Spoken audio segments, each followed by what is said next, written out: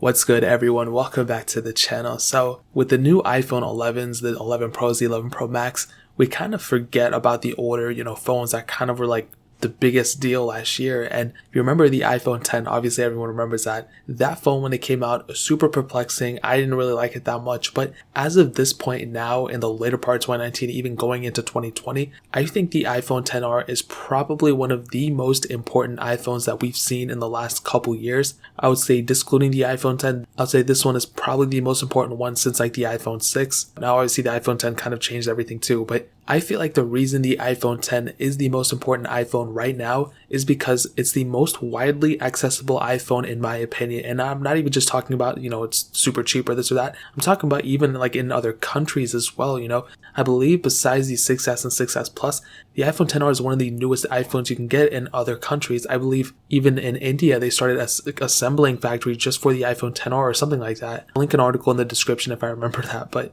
I believe that's super important when you're going out and you're trying to figure out what's the best phone you can get. The most important question is what's available. In America, pretty much everything is available, but in other countries, that's not always the case. And the fact that the iPhone 10R is a pretty new phone and it's available is awesome. So that's kind of one way that it's accessible. But even talking about the price structure, when Apple released this thing, they were trying to go for like the cheaper iPhone route, and they sold a ton at $749. But since then, they've also lowered the price down to $699 for the newest iPhone 11. So Apple, learned a lot. They still sold a ton, but I believe they're going to sell a lot more iPhone 11, but I still think they're going to sell a ton of iPhone 10R. And now in America, the iPhone 10R is selling for $599. So the price tag is amazing. There's so many people, if they don't even want to get like the latest iPhone 11 or the 11 Pro, 11 Pro Max, if they think it's too expensive to get into the Apple ecosystem, they have this option of $599. And even though the iPhone 8 and 8 Plus are cheaper, some people don't want to necessarily get a phone with like the Apple 11 chip. It's a little bit older, home button, all this stuff. You still have a super cheap and super reliable option by getting an iPhone 10R. Like I said, Apple A12 chip,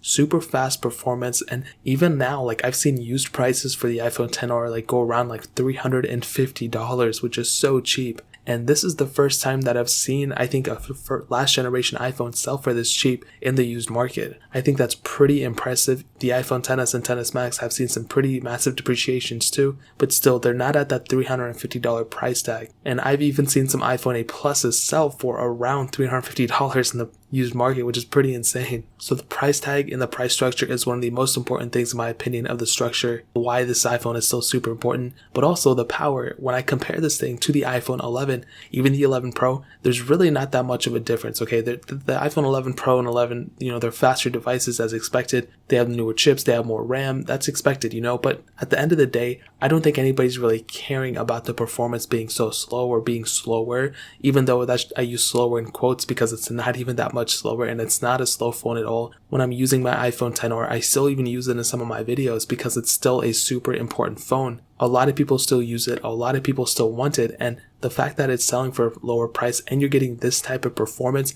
it's pretty insane. Apple really didn't skimp out on too much besides the way it looks and the way it feels, but other than that, it's still a completely amazing phone. Also, it almost has the same size battery as the iPhone 11 and the 11 Pro, but keep in mind it has an IPS panel and it's a much lower resolution IPS panel. So I will like to see between the 10R and the 11 Pro which one has the better battery life. So I might do a video on that and test that later. Let me know if you guys want to see it. I don't even know if anybody wants to see that. And also the last two things I just added in these in software updates. You're getting software updates for a very long time. So even though you're getting kind of a cheaper device, like for example, if you do find an iPhone 10R for around $350, there's like some iPads that are selling for like $350 or even a little bit less than that have like the Apple A10 chip, which is pretty insane.